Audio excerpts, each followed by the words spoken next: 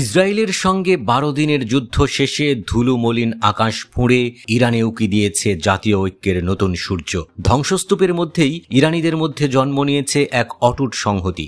দখলদারদের আগ্রাসন, ধর্ম ও জাতিগত বিভাজনকে অতিক্রম করে ইরানের সব শ্রেণীর মানুষকে জড়ো করেছে এক পতাকার নিচে। যুদ্ধের পরপরই এমনিভাবে জেগে উঠেছে ইরানিদের জাতীয়তাবোধ।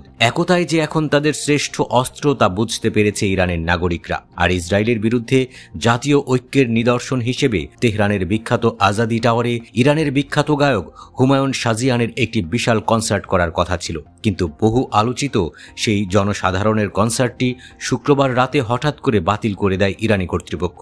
এরপরই বিষয়টি নিয়ে শুরু হয় ব্যাপক বিতর্ক।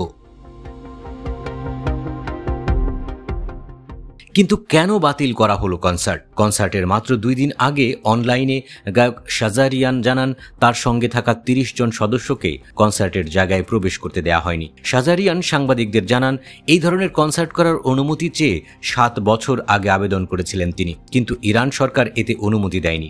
এত বছর পর অনুমতি পেলেও শেষ মুহূর্তে কেন কোনো ব্যাখ্যা ছাড়াই কনসার্ট বাতিল করা হলো তা বলে হতাশা প্রকাশ করেন তিনি।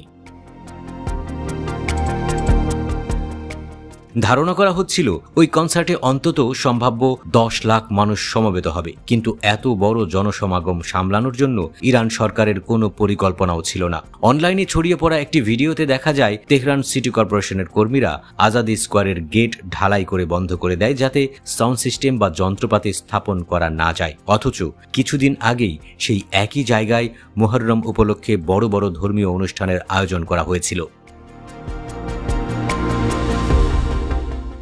এই ঘটনায় সরকারের বিভিন্ন বিভাগের সমন্বয়ের ঘাটতি দেখছেন তেহরানের মেয়র ও কট্টরপন্থী রাজনীতিবিদ আলীরেজা জাকানি। এত বিশাল সংখ্যক মানুষের কথা চিন্তা করে অনুষ্ঠানটি কোনো স্টেডিয়ামে হওয়া উচিত ছিল বলে মন্তব্য করেন তিনি। অন্যদিকে ইরানি মিডিয়াগুলো বেশিরভাগই এই কনসার্টের পক্ষে অবস্থান নিয়েছে।